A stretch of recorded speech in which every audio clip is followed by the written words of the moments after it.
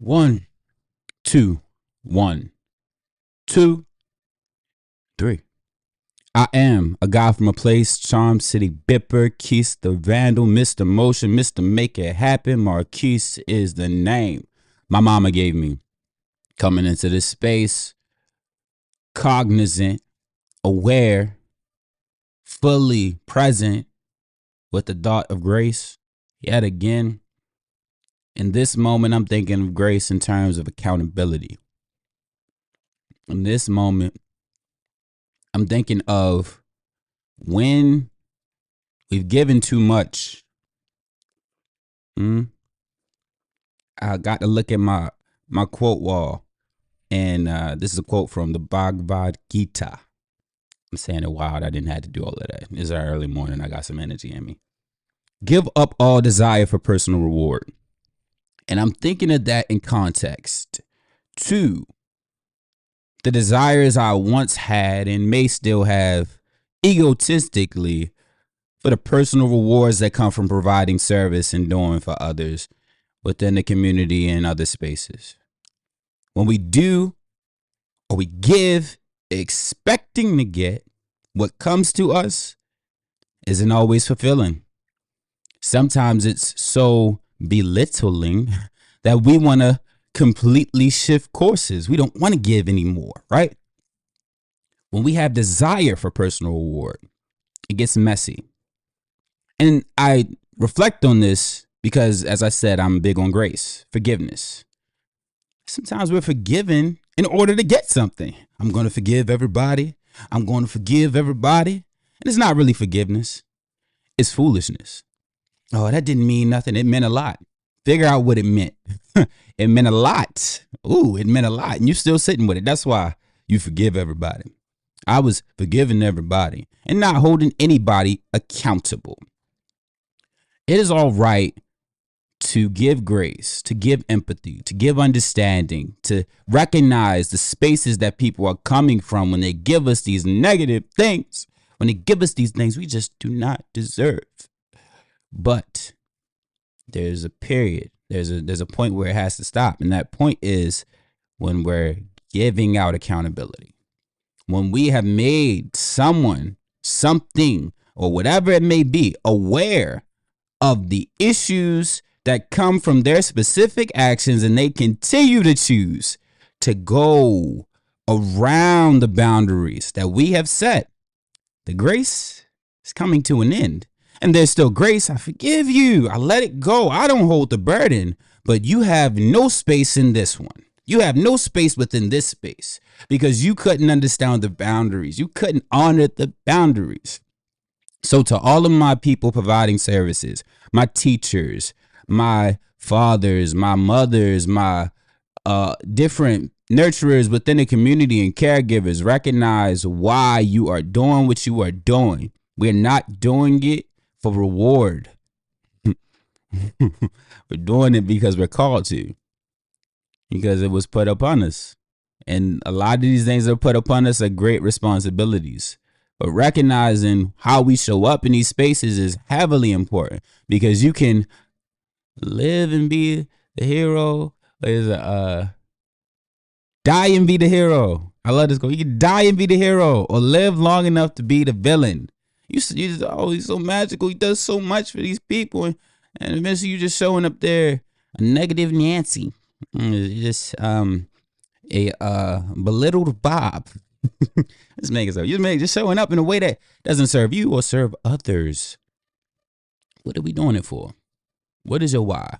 My why is bigger than a lot of things. It's bigger than things. It's bigger than material. Material gain is cool. Like I would love to pull up in that S-Class Mercedes. I not only would I love to pull up, I'm pulling up in that S-Class Mercedes. I got the fresh smells in that joint. I got the smell good on. It's leather seats. They heated. It's push button start. Ooh, it's just freaky.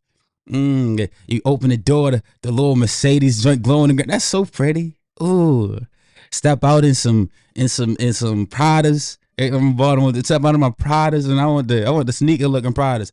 I'm stepping out in kicks. I'm stepping out in and dress shoes. I'm stepping out in fresh suits, fresh linens. I'm stepping out. Look, I'm shining. I'm effervescent. I would love that. But I understand that teaching in the school don't equate to that. It could in some universe, in some spaces. It don't currently equate to that. And if the reason I'm doing this thing is to get that thing, I look wild. I look bonkers. I just want to be called the best giver of all time. For what? For what? All of this will return to dust. Ashes to ashes, dust to dust. I mean, all of the things that we do will someday fall. In this society, they like to keep things up for centuries to remind you of the great works people did, and I'm grateful for it. But I also recognize that there will be a day where all of the works are forgotten. There's history that we have to blow the dust off of books to get to. And it's like there are historians, there are people who keep that record. And I'm grateful for history. I love history. That was one of my favorite subjects. I had an awesome teacher in high school. I'll be trying not to draw names, but he was an awesome teacher, and he put it in perspectives that worked for my understanding. He normalized it. He brought it to present day. He used so many comparisons to what we were currently going through. I was like, oh wow, that's what they was doing in Germany in World War II. Oh, that's what happened in World War I. And oh, this is what caused World War I. And oh, they didn't free the slaves because they actually care about human beings. It was an economic thing, and they were trying to undercut the South, who was booming with a lot of different industries such as cotton and all other things they got from free labor. Oh, it was deeper than that. I can read between lines. Oh, I can look at this art history and see all these black figures, and I can connect that there were black people in these spaces. Because why would you have a black figure?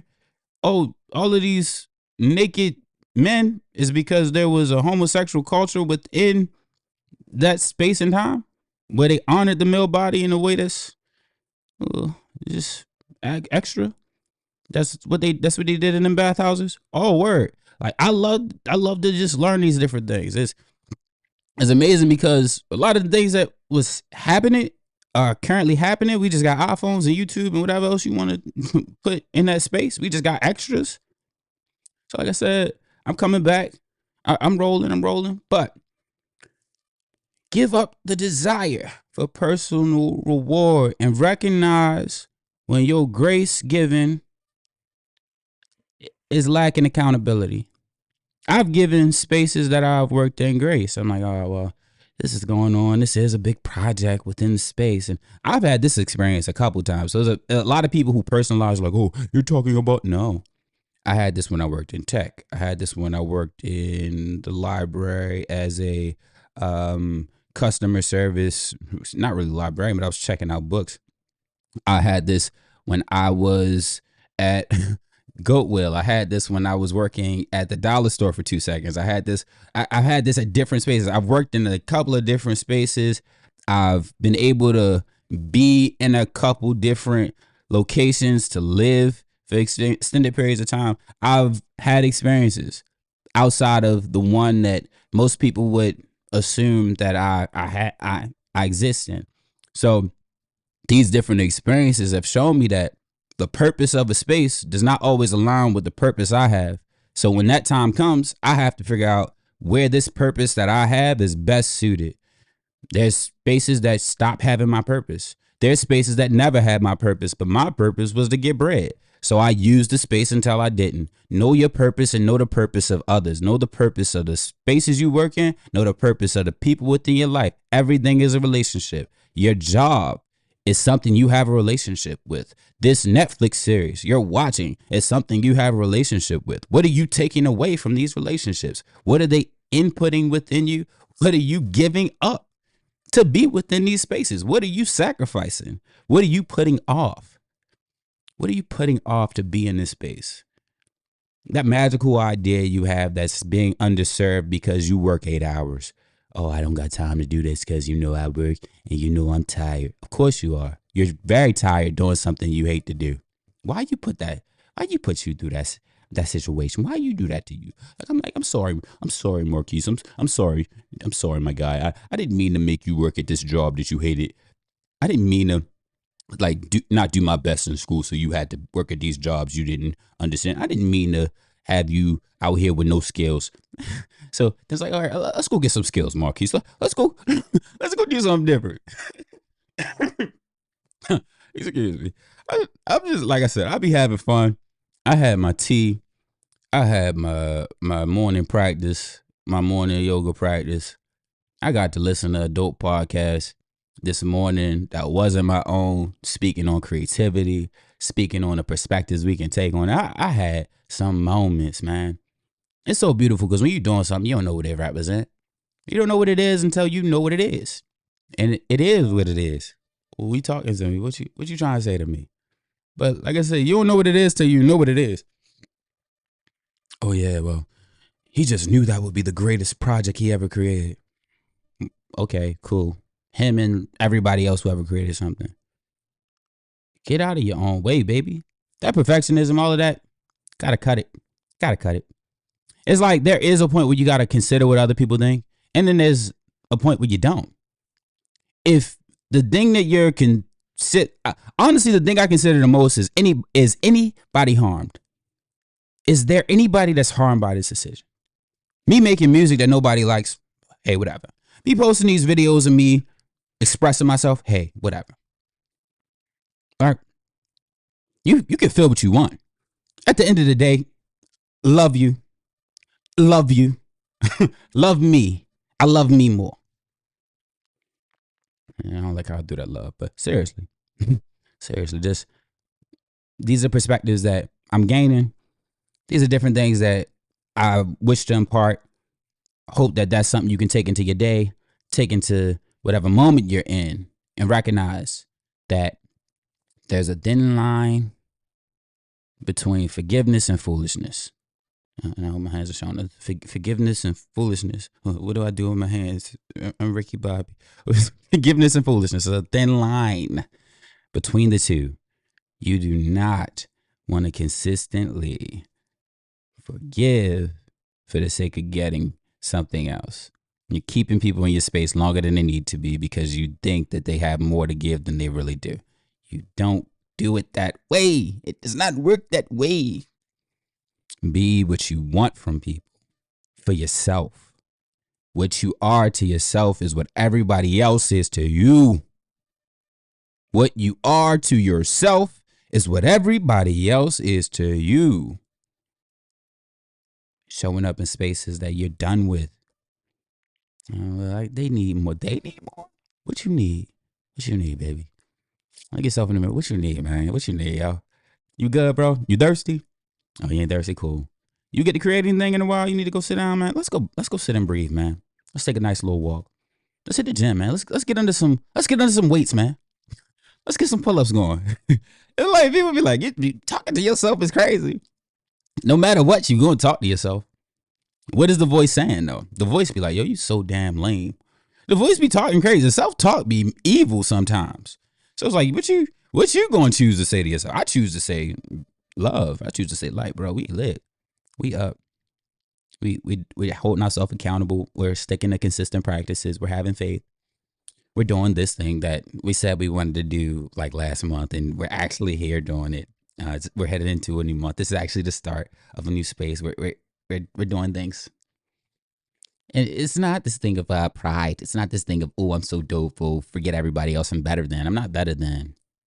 I just know that who I was yesterday is not who I am today because I'm choosing to step it up. And I'm doing some of the same things. But because I did it yesterday, I'm building on it in a newer way today. So when I did like 5 pull-ups, like for the first month, and I was struggling to kick them out, and by like the 3rd month later, I was up to 15 of them things, and like 5 sets of 15, 10 sets of 10. Like that was a good feeling. And that just took consistency, patience, and proper preparation. That took faith. That took a lot of God. That took a lot of love. That took a lot of energy in a different direction than what I was used to understanding. As always, and I'm loud on that part, it's probably going to peak. One day made better is many days made greater. I'm uplifting you to be in a world that cares. If I keep it to myself, I believe that is unfair. The joy I've been given is best when shared. These visionaries never die, legends survive. Through the seeds we sow daily, we get better with time. I'm wishing you peace, prosperity, and many blessings. I'm a guy from a place, Charm City Bipper, Quis The Vndl, Mr. Motion, Mr. Make It Happen, Marquis is the name my mama gave me. Enjoy the day you've been given. Love you.